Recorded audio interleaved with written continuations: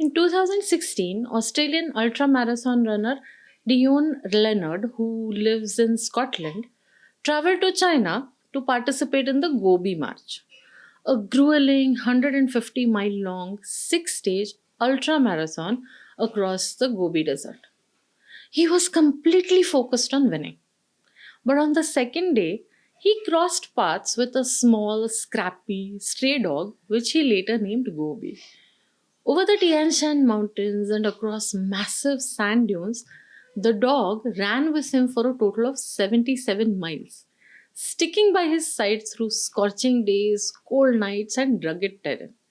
As Dion witnessed the incredible determination and the big heart of this tiny little dog, he found his own heart undergoing a change.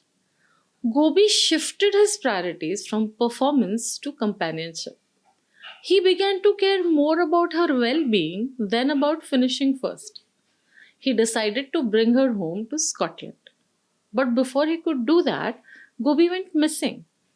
Finding Gobi is the inspirational true story of an ultramarathon, of how Dion Leonard met Gobi, how she changed him for the better, and how he finally brought her home to Scotland.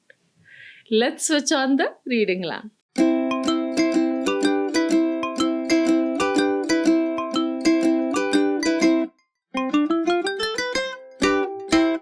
Hello, I'm Asaveri, and on this channel, I review books and talk about reading in general.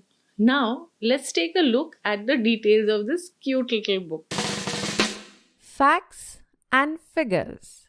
Finding Gobi is a memoir, a non fiction story written by Dion Leonard himself and published in 2017. 259 pages long, the book is available in paperback and Kindle editions. The link to buy the book is in the first pinned comment and in the description below the video. Now, no spoilers, no worry, just The cover story. Dion Leonard was a seasoned, focused, and highly competitive ultramarathon runner from Australia. The Gobi March is one of the most challenging ultramarathons in which competitors carry their own food and bedding on their backs as they traverse through the vast Mongolian steppes, sand dunes, and great rock valleys over a period of 7 days. As Leonard himself said, he didn't really love running, he loved racing. He was determined to win. On the second day, as he stood at the start line, he looked down to see a little dog standing by his feet, staring at the bright yellow gaiters on his shoes. It looked transfixed by them, its tail wagging constantly. Then it looked up and straight into his eyes. As the race started, the little dog began to run alongside Leonard. He expected it to give up after a short while, but the dog kept running beside him, going over mountains and sand dunes, crossing the streams and rivulets. That first day, Leonard did not pay much attention to the dog, focusing on his running instead. But at the end of the day, when the little dog came into the camp with him, he began to feel concerned about what it had eaten and whether it had drunk water, where it would sleep. The dog ended up sleeping beside him in the tent. Over the course of the next few days, the little dog stuck to Leonard and ultimately ran 77 miles in all, trusting him completely to feed it and take care of it and to help it across the deep streams of ice cold water. And Leonard did all of those things. He named her Gobi and vowed to take her with him to Scotland after the race. However, taking a stray dog from China to live in the UK was not going to be easy. There was a lot of expense and bureaucratic red tape involved. He went back home to start the process, leaving Gobi in the care of some local people. As the logistics was being worked out, their story gained a lot of traction on the internet and media. With the help of crowdfunding and enthusiastic supporters from all over the world, it seemed like Gobi would soon be able to come home.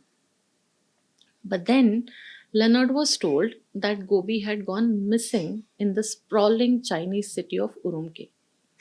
Leonard once again flew to China to search for his beloved Gobi.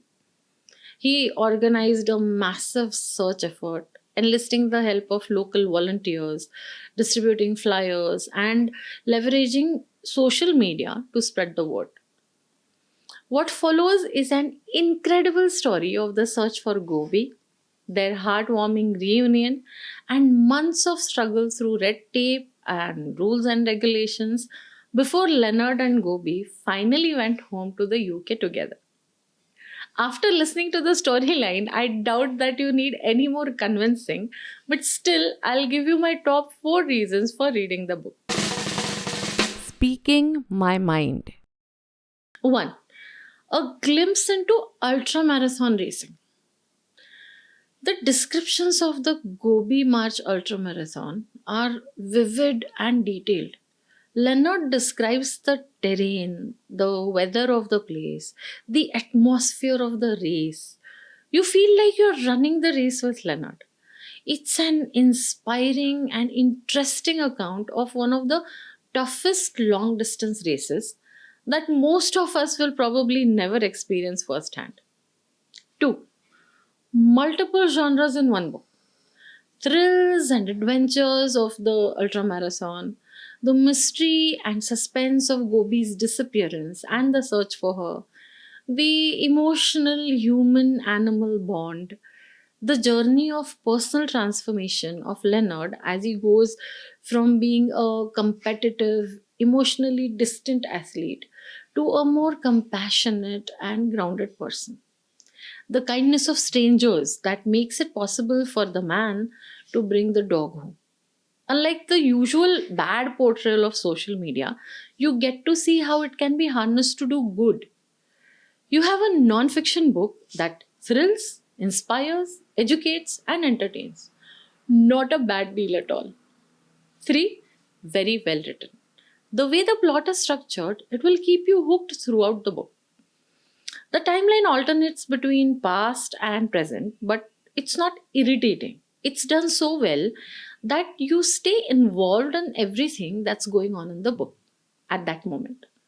The frankness and honesty with which Leonard narrates the story is endearing. The writing is tight, and if anything, I wouldn't have minded a few more pages of the book. And finally, the fourth reason: it's a true story. Who doesn't like to read an uplifting story that leaves them feeling happy and positive? In addition, the book has plenty of pictures of everyone involved for us to go gaga over. The feel good factor simply goes through the roof because it's a true story. And that is one of the most important reasons to read the book. Finding Gobi is a feel good true story that will restore your faith in humanity, love, and loyalty. It would make an ideal pick me up or a gift for someone who's going through a tough time or simply wanting a bit of cheer in their life. Of course, a book like this must have an interesting quote, and it does. But it's not about the dog, it's more about attitude. You'll be surprised to know that Dion Leonard was not always a marathon runner. He started running pretty late in life. And the first time he ran a marathon, he gave up without finishing. When he started running ultra marathons, he had to face a lot of naysaying from people as well as from his own doubts. But what he decided to do to face that negativity is something that can help all of us in whatever it is that we're struggling with. He says, Quote unquote. I just decided to try my best to ignore the voices that told me I was a failure. Whenever those toxic whispers started up within me, I chose to tell myself a better story. I can do it. I'm not a failure. I'm going to prove everyone wrong. Now let's look at the Linescape rating of today's book. Linescape rating. Up there is a link to the video that explains my Linescape book rating system. All the parameters are rated 8 or 9 today, except for engagement, and enjoyment, which both scored 10 each. The overall score is 90 over 100, which makes it a 4.5 star book.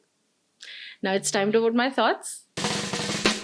In a nutshell, An elite ultramarathoner running a race in one of the harshest environments on earth meets a little stray dog who wins his heart through her determination and grit. His life and attitude towards life undergoes a transformation because of this little dog. And then, when hundreds of strangers come together to help him take the dog home, this true story goes from simply being touching to being incredibly uplifting and inspiring. Finding Gobi is a book that will bring you a lot of joy. Do read it, don't miss it. And it's a book for all ages. You can even read it aloud to your kids.